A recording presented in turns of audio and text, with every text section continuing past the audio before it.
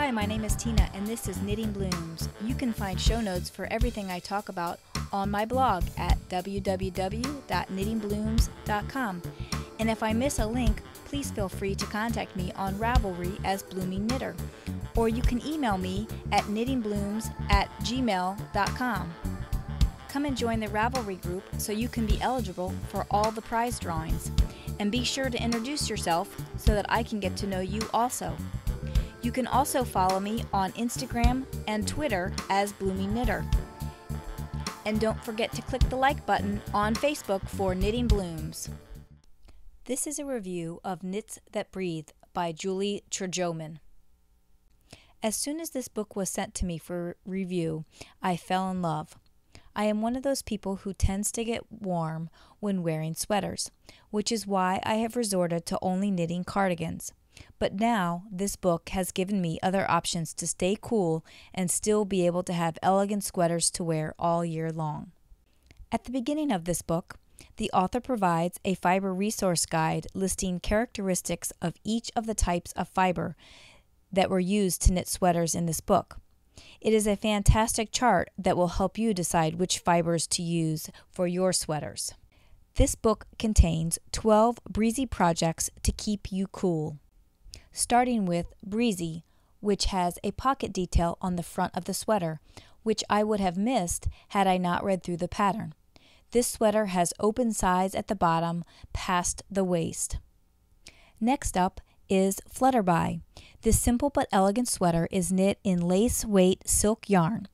It has a ruffled neckline along with two side panels that really set off the sweater. It looks quite comfortable and very light. Then you have Haven.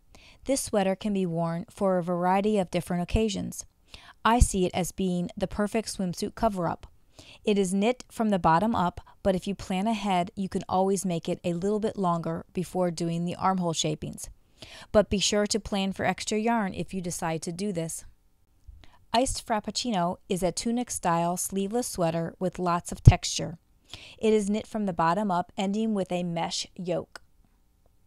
Pacific Coast is another tunic-style sleeveless sweater with a unique construction and just enough texture to keep you from getting bored.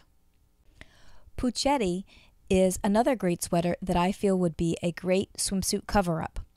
This one includes pockets in a contrasting color as well as waist shaping and contrasting color for the neckline and the cuffs.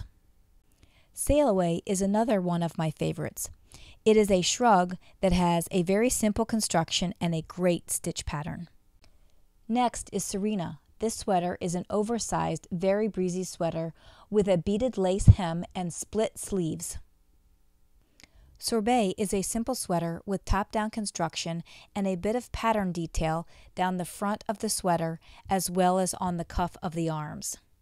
Splash is an open front sweater with oversized lapels. It looks great worn open or pinned with a shawl pin at the neck. This is one of the few patterns in this book that is knit from the top down, and it has a great stitch pattern on the fronts as well as on the cuffs of the sleeve. Stillwaters is a T-style sweater that skims the body with its lacy side panels. It is worked in one piece from the bottom up with a mesh type lace on the sides and on the short sleeves.